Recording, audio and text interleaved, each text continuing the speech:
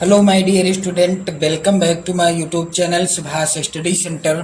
तो जितने भी मेरे प्यारे विद्यार्थी कक्षा 10 में हैं और 2025 की बोर्ड परीक्षा में 70 में 70 का स्कोर करना चाहते हैं, तो मैं आप सभी के लिए लेकर के आ चुका हूं 2025 की बोर्ड परीक्षा के लिए सामाजिक विज्ञान का मॉडल पेपर। जी हाँ मेरे प्यारे बच्चों, आप इस सामाजिक विज्ञान के मॉडल पेपर के सभी प्रश्नों को तैयार कर लेंगे।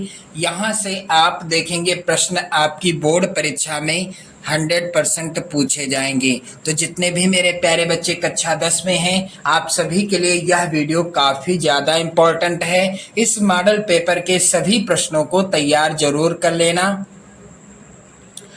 मेरे प्यारे बच्चों, समय आपको पेपर में मिलेगा 3 घंटे 15 मिनट का। पेपर का पूर्णांक रहेगा 70 अंकों का। यहाँ पर आप लोग ध्यान दीजिएगा, निर्देश दिया गया है सभी प्रश्न करना अनिवार्य है। प्रारंभ के 15 मिनट परीक्षार्थियों को प्रश्न पत्र पढ़ने के लिए निर्धारित हैं। प्रश्न पत्र 2 खंडों में खंड आ एवं बा में विभाजित रहेगा, यानी 3 घंटे 15 मिनट का जो समय आपको मिलेगा उसमें से मेरे प्यारे बच्चों 15 मिनट आपको पेपर पढ़ने के लिए दिए जाएंगे और 3 घंटे का समय बचेगा आपको पेपर हल करने के लिए आपके पास बचेगा। खंड आ में 20 अंक के बहुविकल्पी प्रश्न दिए गए हैं और जिनका उत्तर आपको OMR सीट पर देना है। OMR सीट पर उत्तर अंकित किए जाने के पश्चात उसे ना तो आपको काटना है, ना ही इरेजर व व्हाइटनर आदि का प्रयोग करना है। कुछ नहीं करना, एक बार आपने आंसर भर दिया सो भर दिया, चाहे वो आंसर गलत हो या सही हो। मेरे प्यारे बच्चों, अब आगे आप देखेंगे OMR सीट पर उत्तर अंकित किए जाने के पश्चात उसे ना तो काटें और ना ही इरेजर और ना ही व्हाइटनर का प्रयोग करें, क्योंकि इसमें दिया गया है। खंड बा जो है 50 अंकों का है। इसमें वर्णनात्मक फर्स्ट टाइप के और वर्णनात्मक सेकंड टाइप के तथा मानचित्र से भी संबंधित 2 प्रश्न दिए गए हैं खंड बा के अंतर्गत। प्रत्येक प्रश्न के लिए निर्धारित अंक उनके सम्मुख अंकित हैं और जो मानचित्र आपको मिलेगा उसको आपको उत्तर पुस्तिका में मजबूती के साथ संलग्न करना होगा और जो दृष्टिबाधित बच्चे हैं उनके लिए मानचित्र कार्य के स्थान पर अलग से प्रश्न लिखने के लिए दिए गए हैं। मेरे प्यारे बच्चों, खंड आ के इन सभी प्रश्नों को आपको तैयार करना है। इन प्रश्नों में से मैं कुछ प्रश्न आपसे पूछूंगा जिनका आंसर आपको कमेंट करके बताना होगा। मेरे प्यारे बच्चों, 20 प्रश्न है खंड आ के अंतर्गत। प्रत्येक प्रश्न होगा 1 नंबर का। प्रत्येक प्रश्न कितने नंबर का होगा? 20 प्रश्न है, 1 नंबर का प्रश्न होगा और कुल 20 नंबर के प्रश्न होंगे। तो चलिए मेरे प्यारे बच्चों, नेपोलियन का संबंध किस देश से था? वेरी इंपॉर्टेंट प्रश्न है आपकी बोर्ड परीक्षा 2025 के लिए। मेरे प्यारे बच्चों, प्रश्न है नेपोलियन का संबंध किस देश से था। यहाँ पर दिए गए विकल्पों में से सही उत्तर क्या हो जाएगा? नेपोलियन का संबंध मेरे प्यारे बच्चों किस देश से था? फ्रांस देश से था। यहाँ पर सी वाला ऑप्शन, यानी यहाँ पर विकल्प A, B, C और D पेपर में इस तरह से लिखा रहेगा और OMR सीट में भी इसी तरह से रहेगा। नेपोलियन का संबंध मेरे प्यारे बच्चों किस देश से था? उत्तर हो जाएगा फ्रांस देश से। दूसरा प्रश्न है, वह उद्योगपति जिसने 1920 के दशक में लागत को कम करने का निर्णय किया। यहाँ पर दिए गए विकल्पों में से कौन है? इसका उत्तर होगा मेरे प्यारे बच्चों हेनरी फोर्ड। यहाँ पर आप लोग ध्यान देंगे, दूसरा वाला ऑप्शन सही हो जाएगा। प्रश्न अगला है, देश की पहली जूट मिल कब और कहाँ स्थापित की गई? इसका आपको उत्तर कमेंट करके बताना है। विकल्प आप लोग ध्यान देंगे मेरे प्यारे बच्चों, 1853 ईस्वी में कानपुर में। दूसरा है विकल्प 1854 में मुंबई में। तीसरा विकल्प है 1855 में कलकत्ता में। चौथा विकल्प है 1856 में अहमदाबाद में। तो देश की पहली जूट मिल कब और कहाँ स्थापित की गई? मेरे प्यारे बच्चों, इसका उत्तर क्या हो जाएगा? आपको कमेंट करके बताना है। अगला प्रश्न है मेरे प्यारे बच्चों, निम्नलिखित में से कौन सी विशेषता 1929 ईस्वी की महामंदी की नहीं है। एक प्रश्न और आता है बोर्ड परीक्षा में, महामंदी, आर्थिक महामंदी कब आई थी? सन 1929 ईस्वी में। और इस आर्थिक महामंदी की दिए गए विकल्पों में से कौन सी विशेषता नहीं है? कृषि उत्पादों की कीमतों में गिरावट आ गई, दूसरा काफी संख्या में लोग बेरोजगार हो गए थे, और तीसरा आय और व्यापार में काफी गिरावट आ गई थी, नए नए उद्योग स्थापित होने लगे थे। तो यहाँ पर उत्तर क्या हो जाएगा? जब आर्थिक महामंदी आ गई थी उस समय नए नए उद्योग स्थापित होने लगे थे, यह विशेषता नहीं है। अगला प्रश्न है, विश्व में सर्वप्रथम मुद्रण की तकनीक किस देश में विकसित हुई थी? मेरे प्यारे बच्चों, यहाँ पर आप देखेंगे पहला विकल्प चीन है, दूसरा भारत, तीसरा जर्मनी, चौथा फ्रांस। तो सबसे पहले मुद्रण की तकनीक किस देश में विकसित हुई? इसका उत्तर होगा मेरे प्यारे बच्चों चीन देश में। प्रश्न अगला है, चौरी चौरा कांड किस वर्ष हुआ था? तो यहाँ पर विकल्प हैं, आपको आंसर बताना है, मैं आपको इसका उत्तर बता दूंगा। चौरी चौरा कांड हुआ था मेरे प्यारे बच्चों सन 1922 ईस्वी में, और इसी कांड के बाद महात्मा गांधी जी ने असहयोग आंदोलन वापस ले लिया था। किस कांड के बाद? चौरी चौरा नामक जो कांड हुआ था, इस कांड के बाद महात्मा गांधी जी ने अपना असहयोग आंदोलन वापस ले लिया था। मेरे प्यारे बच्चों, यहाँ पर आप देखेंगे अगला प्रश्न है, संघात्मक शासन प्रणाली में अधिकारों का विभाजन किसके मध्य होता है? तो संघात्मक शासन प्रणाली के अंतर्गत अधिकारों का विभाजन होता है केंद्र एवं राज्यों अर्थात इकाइयों के मध्य में। प्रश्न अगला है, निम्नलिखित में से किस में महिलाओं के लिए आरक्षण सुनिश्चित है? तो यहाँ पर आप लोग ध्यान दीजिएगा, इस प्रश्न का उत्तर हो जाएगा पंचायती राज संस्थाओं में महिलाओं के लिए आरक्षण सुनिश्चित किया गया है। अगला प्रश्न मेरे प्यारे बच्चों वेरी इंपॉर्टेंट है, समकालीन विश्व में शासन का एक प्रमुख रूप क्या है?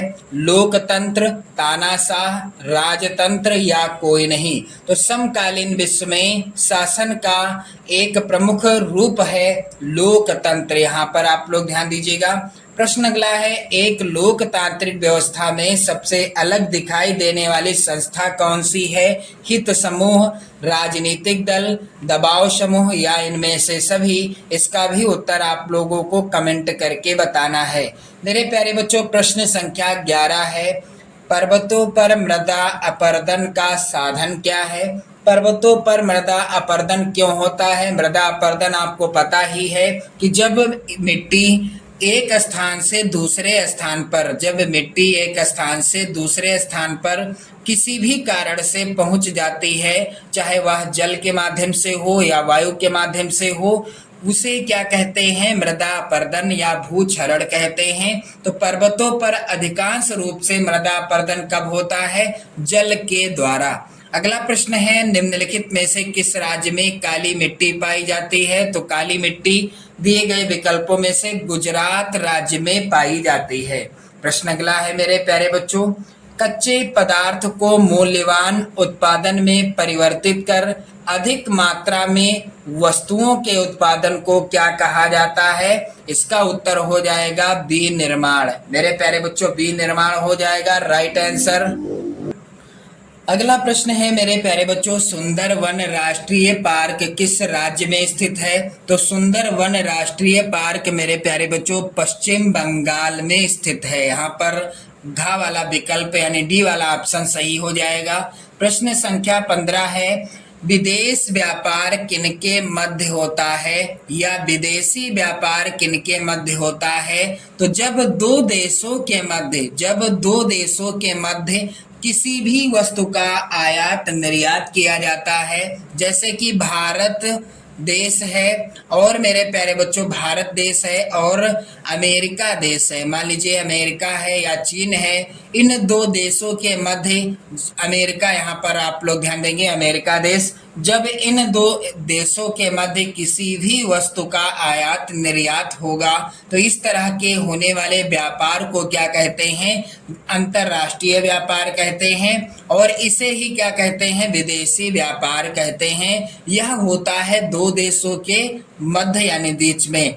अगला प्रश्न है निम्नलिखित में से किसी वस्तु का निर्यातक भारत नहीं करता है, तो इसका भी आंसर आपको कमेंट करके बताना है। मैंने आपको इस मॉडल पेपर में कुल 3 प्रश्नों का आंसर पूछा है कमेंट करके बताने के लिए, तो आप लोग कमेंट करके जरूर बताइएगा।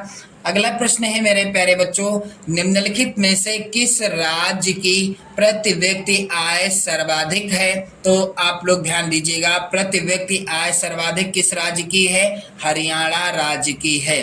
प्रश्न अगला है विकास को मापने हेतु तो आय के अतिरिक्त अन्य कौन सा मापदंड है, स्वास्थ्य, साक्षरता दर, प्रति व्यक्ति आय या ये सभी। तो यहाँ पर उत्तर होगा विकास को मापने हेतु आय के अतिरिक्त अन्य कौन सा मापदंड है, मेरे प्यारे बच्चों इसका उत्तर हो जाएगा ये सभी।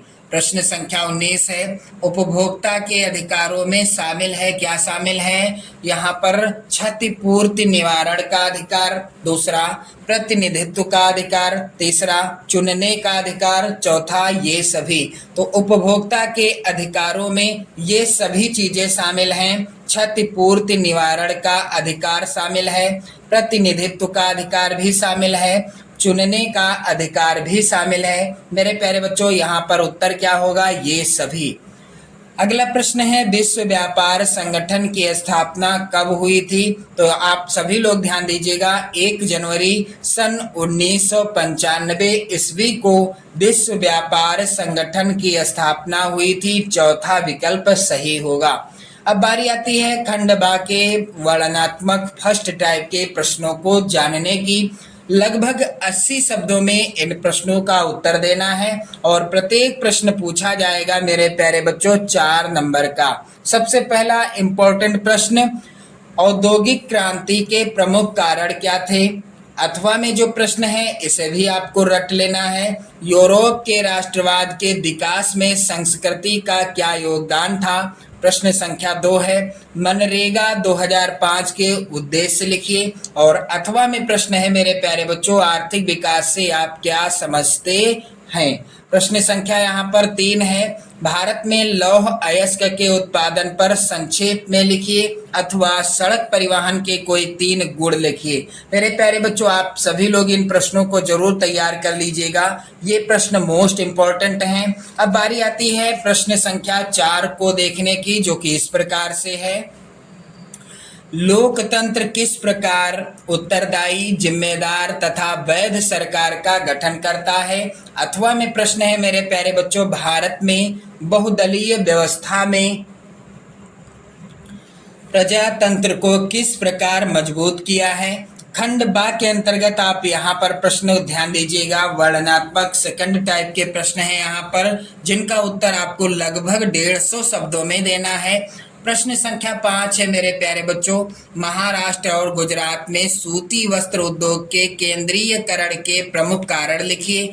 इस तरह का प्रश्न आएगा 6 नंबर का। और अथवा में प्रश्न आप लोग ध्यान दीजिएगा भारतीय अर्थव्यवस्था को किन 3 क्षेत्रकों में विभाजित किया गया है, प्रत्येक क्षेत्र की गतिविधि बताइए। प्रश्न संख्या 6 है भारत में कृषि क्षेत्र में होने वाली समस्याएं लिखिए। और अथवा में प्रश्न मोस्ट इंपॉर्टेंट है मेरे प्यारे बच्चों भारतीय कृषि की मुख्य समस्याओं के विषय में विस्तार से लिखिए। प्रश्न संख्या 7 वेरी वेरी इंपॉर्टेंट है संघवाद क्या है, भारत के संघीय ढांचे की 4 विशेषताएं बताइए। और अथवा में प्रश्न है भारत में संघीय व्यवस्था कैसी है, इसके 4 लक्षण बताइए। प्रश्न संख्या 8 है मेरे प्यारे बच्चों, गांधी जी ने असहयोग आंदोलन क्यों प्रारंभ किया, फिर किस कारण यह आंदोलन वापस ले लिया। गांधी जी ने असहयोग आंदोलन क्यों प्रारंभ किया और कौन सा कारण था जिस कारण से इन्होंने असहयोग आंदोलन वापस भी ले लिया। अथवा में प्रश्न है, असहयोग आंदोलन क्यों प्रारंभ किया गया। आंदोलनकारियों के चार कार्य लिखिए। कितने? 4 कार्य भी बताना है मेरे प्यारे बच्चों। अब यहाँ पर प्रश्न संख्या 9, मानचित्र से संबंधित प्रश्न यहाँ पर आप देखेंगे। लिखा हुआ है निम्नलिखित स्थानों को भारत के रेखा मानचित्र में यहाँ पर चिन्ह दिया रहेगा। चिन्ह के द्वारा नाम सहित दर्शाना है। सही नाम तथा सही अंकन हेतु 1/2 प्लस 1/2 अंक निर्धारित हैं। वह स्थान जहां महात्मा गांधी ने साबरमती आश्रम की स्थापना की मानचित्र में दर्शाना है। महात्मा गांधी का शहीद स्थल, मेरे प्यारे बच्चों इसी तरह के प्रश्न आएंगे। चंद्रशेखर आजाद जहां शहीद हुए, वह स्थान जिसकी घटना के कारण महात्मा गांधी ने असहयोग आंदोलन स्थगित किया। चौरी चौरा कांड कहाँ हुआ। अब यहाँ पर 9 खा के अंतर्गत प्रश्न है, दिए गए भारत के मानचित्र में निम्नलिखित को दर्शाइए। मेरे प्यारे बच्चों यहाँ पर आप लोग ध्यान दीजिएगा, चाय उत्पादक क्षेत्र यहाँ पर चिन्ह दिए रहेंगे जिस चिन्ह के द्वारा दर्शाना है। राणा प्रताप सागर, लाल मिट्टी का क्षेत्र, कोई एक आणविक ऊर्जा केंद्र, महाराष्ट्र की राजधानी। मेरे प्यारे बच्चों इसी तरह का पेपर आएगा आपकी बोर्ड परीक्षा 2025 में सामाजिक विज्ञान का। तो आप सभी लोग वीडियो को लाइक कर दें, शेयर कर दें। चैनल पर यदि आप नए हैं तो चैनल को भी सब्सक्राइब कर लेना और इस मॉडल पेपर के सभी प्रश्नों को तैयार कर लेना। 100% की गारंटी है मेरे प्यारे बच्चों, यहाँ से प्रश्न जरूर पूछा जाएगा। जय हिंद।